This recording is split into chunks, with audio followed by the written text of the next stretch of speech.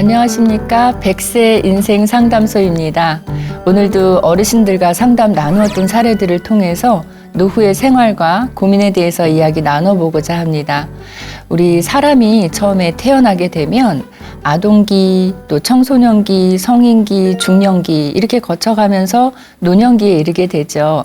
아동기하고 청소년기 때까지는 부모님의 보호를 받으면서 우리가 자라게 돼요. 근데 성인기가 지나고 중년기에 다다랐을 때 어느 순간에는 우리가 부모님의 보호를 받는 게 아니라 중년인 자녀들이 부모를 보호해주는 그런 시간이 오게 됩니다. 그걸 우리가 보호자의 역할이 바뀌는 시기다 이렇게 얘기를 하거든요. 여러분들은 몇 살 정도 되셨을 때 보호자의 역할이 바뀌는 걸 경험을 하셨는지요? 오늘 소개해드릴 사례들은요. 부모님과 자녀들이 멀리 떨어져서 살고 있으면서 노인이 되신 부모님을 걱정하는 그런 사례들을 준비해 봤습니다. 먼저 첫 번째 사례 이야기 나눠보겠습니다. 첫 번째 사례는 할머님하고 어머님하고 시골에서 두 분이 사시고 따님이 걱정이 돼서 상담을 해주신 사례예요. 이 댁의 따님은 형제가 이남 이녀라고 합니다. 그중에 저희하고 상담을 해주신 따님은 막내 딸이라고 해요. 시골에서 할머니하고 어머니가 두 분이 살고 계시는데요. 어머님이 77세라고 말씀해 주신 걸로 봐서 할머님도 90세 이상 되시지 않았을까 하는 그런 생각을 가져봅니다. 어머님은 원래 성격이 강하시고 자존심도 세시고 그리고 또 어떤 그 삶에 대한 생활력이라든가 애착도 강하신 분이라고 해요. 그리고 자신감도 있으시고 이렇게 강인한 체력과 강인한 정신력으로 살아오셨는데요. 아버님이 10년 전에 돌아가신 후부터는 어머님이 우울증세를 앓기 시작하셨다고 합니다. 어머님이 강하시고 또 자존감도 세시고 주장도 강하시고 이렇게 했지만 자녀들이 그래서 어머님의 말씀을 잘 따르면서 살아왔지만 자녀들 입장에서는 별다른 불만을 갖지 않았다고 해요. 어머님이 강하기는 하시지만 현명하신 분이시고 또 어진 분이시고 또 생각도 굉장히 합리적으로 하시는 분이어서 어머님 말씀에 한 번도 말대꾸라든가 반항을 하지는 않았지만 그대로 따랐을 때 별 무리 없이 일이 잘 진행되더란 얘기죠. 그래서 자녀들에게 억지로 강요하신 분이 아니라 어머님을 따를 수 있도록 그렇게 잘 리드를 해주셨던 분이 아닌가 싶습니다. 그랬던 어머님이 예전에는 아버님하고 할머님하고 세 분이 사실 때는 농사를 굉장히 규모 있게 크게 지으셨다고 해요. 근데 아버님 돌아가시고 나서는 농사의 규모를 좀 줄이셨겠죠. 왜냐하면 아버님이 안 계시니까 집에서 농사일을 주로 해오셨던 남성의 역할이 없어지고 또 그 사이에 할머님과 어머님은 연세가 많아지시고 했기 때문에 지금은 농사의 규모를 많이 줄이셨대요. 그래서 농사를 생업으로 하시기보다는 농사 지으셔서 아들, 딸내 이렇게 조금씩 보내주시면서 즐거움을 찾으시는 그 정도 목적으로 농사를 짓고 계시는 그런 분들이신 것 같습니다. 제가 볼 때 상담을 이렇게 하다 보면은요, 평생 농사일을 해오신 분들은 노후에도 돌아가시기 전까지 끊임없이 농사일을 손에서 놓지 못하세요. 마지막 부분에서 농사일을 하신다는 거는 이 일을 통해서 내가 경제적인 소득을 얻겠다 이런 생각보다는 우리 아이들이 놀이를 하는 개념처럼 농사일을 하시는 것 같아요. 내가 평생 해온 일이고 내가 제일 잘할 수 있는 일이고 내가 제일 즐겁게 할 수 있는 일이기 때문에 농사일을 놓지 않는다는 그런 생각이 듭니다. 이 댁의 어르신도 그렇게 즐겁게 소규모로 농사를 지으시면서 할머님과 어머님이 두 분이 사셨는데 어머님이 아버님 돌아가신 이후 그러니까 한 10년 전쯤 되셨겠죠. 그때부터 우울증세가 좀 심하게 나타나신 것 같아요. 그래서 아들과 딸들이 멀리 떨어져 살지만 늘 어머님을 염려를 했습니다. 왜냐하면 어머님은 겉으로 보시기에는 강인해 보이지만 사실은 이 댁은 할머님이 더 강하시고 건강하시고 어머님이 여러 질병을 경험하셨던 분이세요. 그래서 아들과 딸들은 그냥 신체적인 질병이 있으셨을 때는 그거에 대한 도움을 드렸지만 지금은 심리적인, 정신적인 질병인 우울증을 갖고 계시기 때문에 아들, 딸들이 많이 염려를 했다고 합니다. 자, 그러던 차 차에 이 어머님이 얼마 전에 허리를 다치시는 일이 생기셨대요. 그러니까 이거는 뭐 겹겹이 여러 안 좋은 일들이 중복이 돼서 일어났다고 볼 수 있을 것 같아요. 그래서 아들, 딸들은 서울에서 지내고 있고 어머님과 할머니는 농촌에서 지내고 있기 때문에 어떻게 할 수가 없었다고 합니다. 어머님이 우울증세가 조금 심해질 때 아들, 딸들이 이 생각은 했대요. 아, 우리 어머니 너무 우울해하시니까 우리가 조금 모셔왔으면 좋겠다. 이런 생각까지는 좀 했는데 어머님을 모셔오게 되면 할머님은 그러면 어떻게 해야 되지? 이런 생각에까지 귀결이 되니까 누구 한 명 아주 선뜻 나서서 어머니를 내가 모시겠다 이렇게 강하게 자신 있게 얘기할 수 있는 자녀가 없었던 거죠. 그렇게 해서 그냥 차일피일 어머니랑 할머니랑 계속 지내시게 되고 자녀들은 마음속에 조금 불편함이라든가 걱정만 한 채로 그냥 그렇게 떨어진 생활을 하셨던 거죠. 그러다가 이제 이번에 계기가 된 일이 어머님이 허리를 다치셨다는 일입니다. 그래서 어머님이 허리를 다치셨지만 자녀들이 누구 그쪽에 가서 매달려서 계속 간병을 할 수가 없어서 어머님은 병원에 지금 입원하셨고 얼마 전부터 입원하셨고 간병인이 어머님을 돌봐주고 계신다고 해요. 근데 이렇게 해서 잘 회복이 되시고 다시 집으로 퇴원을 하시면 괜찮을 텐데 어머님이 그 병원에서 또는 간병인 앞에서 늘 입버릇처럼 하고 계시는 말씀이 있대요. 내가 어서 죽어야지, 내가 얼른 가야지 이런 말씀을 계속 하고 계신다고 합니다. 그래서 이제 자녀들이 지금쯤은 좀 비상이 걸린 그런 상태인 것 같아요. 그래서 자녀들이 연로하신 할머니가 계셔서 우리 어머니를 돌봐드리고는 싶지만 어떻게 해야 될지 모르겠습니다. 이렇게 상담을 해오셨던 사례인 것 같아요. 제가 볼 때는 어머님이 뭐라고 얘기할까요? 내적으로 굉장히 강인함을 갖고 계셨는데요. 사실은 어머님이 그렇게 강한 분은 아닌 것 같았습니다. 할머님 먼저 말씀드려볼까요? 할머님이 연세는 많으신데 오히려 정정하세요. 건강하시고 또 거동이라든가 이런 부분에도 문제가 없으세요. 근데 어머님은 그동안 살아오시면서 질병이 많으셨고요. 그 여러 질병으로 수술도 여러 차례 하셨고 게다가 항암 치료도 여러 차례 하셨대요. 거기에다 지금 플러스 알파 우울증이 생기셨고 허리까지 다치시게 되니까 어머님으로서는 사실 내가 얼른 죽어야지 이런 말씀, 어르신들이 입버릇처럼 하시는 그런 말씀 충분히 하실 수 있는 상태라고 저는 생각이 듭니다. 자, 그래서 여기서는 어머님을 조금 위하는 쪽에 초점을 두셔야 될 거라는 생각이 들었는데요. 할머님이 계시니까 할머님도 우리가 간과할 수는 없다고 생각이 듭니다. 그래서 제가 여러 방면으로 생각을 해봤어요.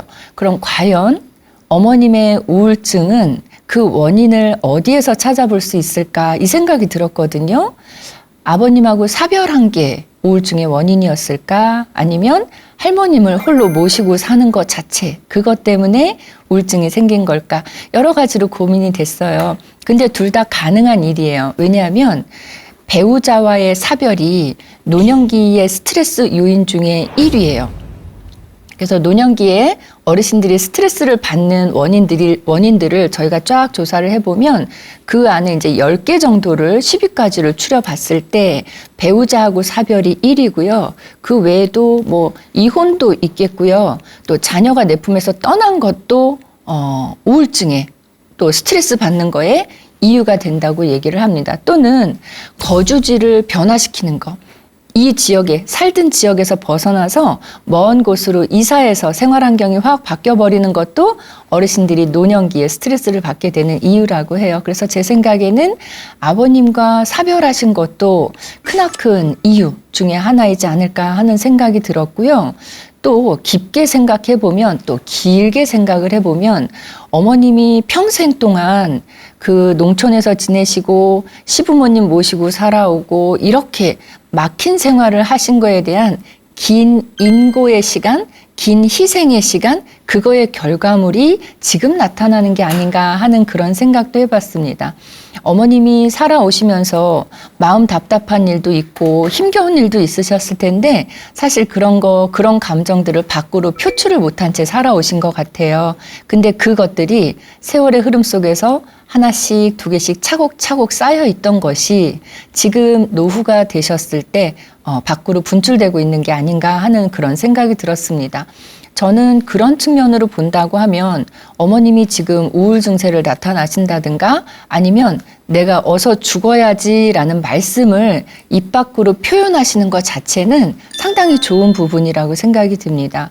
우리가 사람 안에 감정이 쌓이게 되는데요. 그 감정이 안 좋은 감정이 계속 쌓이다 보면 언젠가는 이 감정의 덩어리가 크게 뭉쳐지다가 밖으로 뻥 하고 터지게 돼요. 근데 그 터지는 게 밖으로 터질 수도 있고 안으로 터질 수도 있어요. 근데 이 어머님 같은 경우는 그 감정의 덩어리가 너무너무 지나치게 크게 형성되기 이전에 지금도 크게 형성은 됐어요. 근데 아예 가득 찬 그런 상태는 아닌 것 같거든요. 지금쯤 됐을 때 나 너무 힘들다. 내가 이제 더 살아서 뭐 하냐 이렇게 말씀으로 그거를 밖으로 뿜어내는 거라고 저는 생각이 들거든요. 그래서 어머님이 잘하고 계시는 거라고 저는 생각을 해볼 수가 있겠습니다. 그렇다면 어머님이 지금 어머님의 말씀을 통해서 내가 더 이상 살아서 뭐 하노 이렇게 말씀하신 거는 달리 해석을 하면 나 힘드니까 좀 도와주라 이런 의미로 우리가 받아들이셔야 될 것 같아요. 그리고 어머님이 혼자서 할머님하고 농촌 지역에서 10년 동안 지금까지 뭐 그 전에는 아버님도 계셨지만 그 후에는 아버님 없이 두 분만 10년 동안 살아오셨다는 건 자녀들이 조금 더 적극적으로 관여를 해주시고 조금 더 적극적으로 도움을 주셨으면 어땠을까 하는 살짝의 아쉬움도 남게 됩니다. 지금이라도 어머님이 표현을 하셨고 또 자녀들이 그거에 대한 의지가 있으시고 하기 때문에 저는 솔루션을 우리가 잘 방법을 찾으면 적극적으로 실행할 수 있을 거라고 생각이 듭니다. 그래서 첫 번째로 제가 말씀드렸던 부분은 뭐냐면 어머님에게 휴식이 필요합니다. 이렇게 말씀드렸어요. 그렇죠? 어머님이 지금 77세시거든요. 근데 77세 동안 살아오시면서 일찍이 결혼을 하셨을 거고 결혼해서부터 부모님을 모시고 어머님 말씀을 이렇게 전해서 들어보니까 어머님이 결혼하셨을 때 지금 이남 이녀를 낳았잖아요. 근데 옛날에 어르신들은 이제 그러셨던 것 같아요. 딸을 낳았을 때는 할머니, 그러니까 시어머니로부터 구박을 많이 받으셨다고 하고요. 아들 낳으셨을 때는 구박받던 게 잠시 멈추셨고 이렇게 반복이 되셨다고 합니다. 그러니까 그 말씀으로 그 이야기로 미루어 짐작컨대 이 어머님도 시집살이 또 고부 갈등 상당하시지 않았을까 하는 그런 생각이에요. 근데 이제 77세이시고 80을 곧 내다보고 계시는 이 시점이기 때문에 저는 어머님께도 휴식이, 요양이 필요하다고 생각이 들었어요. 그래서 저는 어머님이 지금 심리적으로도 신체적으로도 많이 지쳐있고 기능도 많이 떨어진 상태이기 때문에 어머님을 일정 기간 동안 요양시설로 모시는 건 어떨까 하는 생각을 해봤습니다. 요양시설에서 조금 서비스도 받으시고 돌봄 케어도 받으시고 하면서 몸을 좀 추스르시는 시간이 필요할 것 같아요. 저는 한 1년 정도? 그 정도만 일단 해보고 그 이후에 더 연장할지에 대해서는 가족들하고 어머님하고 같이 의논해서 결정하시면 될 것 같아요. 아마도 1년 정도 요양기간이 어머님께 주어진다라고 하면 어머님은 정말 지금보다 상당히 많이 회복이 되실 거라고 생각이 듭니다. 또 요양시설에서 생활하시면서 동년배의 어르신들하고 교류를 하시잖아요. 이야기도 나누시고 거기서 친목도 도모하시고 이러시다 보면 어머님의 그런 어떤 정서적인 부분도 많이 채워질 거라고 생각이 듭니다. 자, 근데 어머님을 요양시설로 모신다고 할 때 할머님은 어떻게 해야 될까? 저는 이제 그 부분이 조금 자녀분들도 아마 그것 때문에 적극적으로 대응을 하지 못했던 것 같아요. 어머님을 요양시설로 모신다고 하면 할머님에 대해서는 우리가 여러 가지 대안을 모색해 볼 수가 있어요. 일단 사례 계획을 세워드리면 될 것 같은데요. 할머님이 혼자서는 생활하시기가 좀 어려우시다. 혼자서는 밥도 해 드시기 어렵고 여러 가지로 조금 어려움이 있다. 그래서 며느리가 꼭 있었어야 된다. 이런 상태시라면 저희가 요양보호사를 연결해 드린다든가 이렇게 해드릴 수가 있는데 제가 볼 때 할머니는 어머님보다 더 건강하시다고 지금 말씀을 하고 계시거든요. 그렇다면 할머님이 손수 밥 정도는 지어 드실 수 있으실 것 같아요. 일단 여쭤봐야 되겠죠. 그래서 저는 이 손녀들, 손주들, 이 분들이 번갈아 가면서 지금 4분이시라고 하니까 일주일에 한 번씩 간다고 하면 내가 가야 될 역할은 한 달에 한 번씩이잖아요. 그 정도만 노력을 해주시면 할머님이 혼자 사시는 것도 충분히 가능할 거라고 생각이 듭니다. 물론 1년이면 1년, 6개월이면 6개월 이렇게 한시적이라고 말씀을 드리면 할머님도 그 기간을 잘 머릿속으로 계산을 하시면서 기다리는 마음도 갖게 되실 것 같아요. 또 하나는 굳이 손녀들, 손녀, 손자 4명이서 번갈아 가면서 할머니를 돌봐드리지 않아도 할머님의 자제분들이 있을 거 아니에요.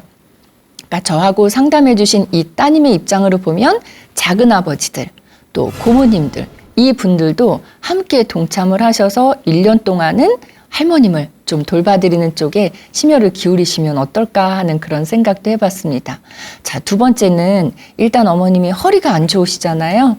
허리가 안 좋으셔서 지금 병원에 입원 중이신데 허리의 상태가 어떤지를 먼저 살펴보셔야 되겠지만 어머니의 허리 상태로 봐서 오래 지속된 질병이라고 하면 수술과 치료도 필요하실 것 같아요. 그렇다면 그 수술이나 치료는 시골, 지금 살고 계시는 지역에서 하시도록 하지 말고 자녀들이 많이 거주하고 있는 서울로 올라오셔서 수술을 받으시도록 하면 어떨까 하는 생각입니다.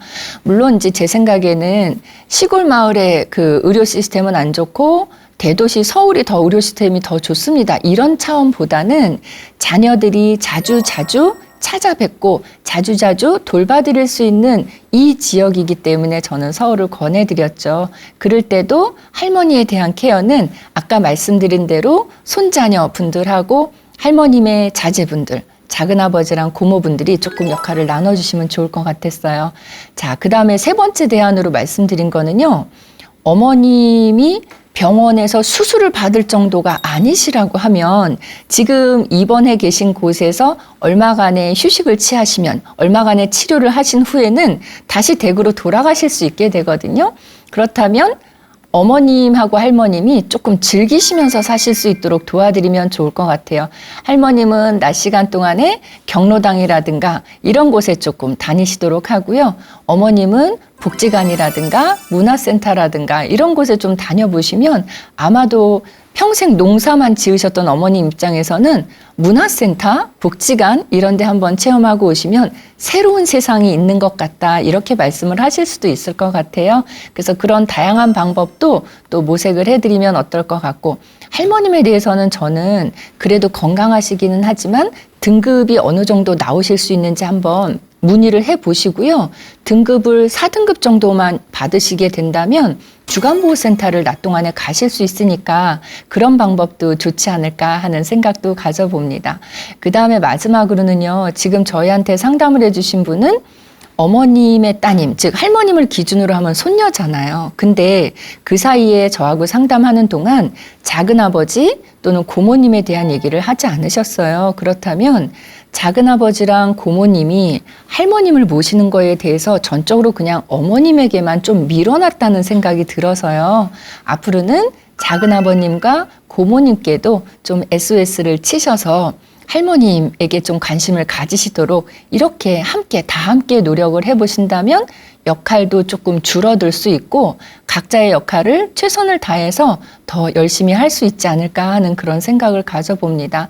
저는 이댁의 어머님을 보면서 사람이 어떤 책임감을 갖고 있을 때 얼마나 강인한 모습을 나타낼 수 있을까 하는 생각을 해봤어요.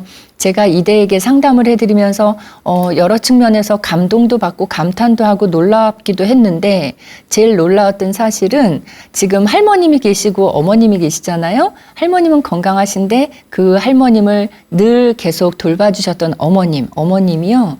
그동안 아까 말씀드린 대로 질병도 있으셨고 항암 치료도 받으셨고 해오시면서 지금 체중이 77세 연세이신데 30kg 초반대의 체중을 갖고 계시다고 합니다.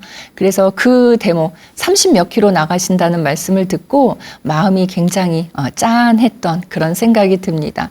모쪼록 지금이라도 지금 따님이 그래도 저희하고 상담을 해주셔서 지금 말씀드린 4가지 솔루션 안을 가지고 조만간 어머님하고 이야기를 나눠보시고요. 할머님이 정정하시고 건강하시다고 하니까 어머님하고만 말고 할머니 시부모님하고도 같이 이야기를 나누셔서 부디 4가지 방법 중에 한 가지를 잘 선택하셔서 실천해 나가시면 좋을 것 같습니다.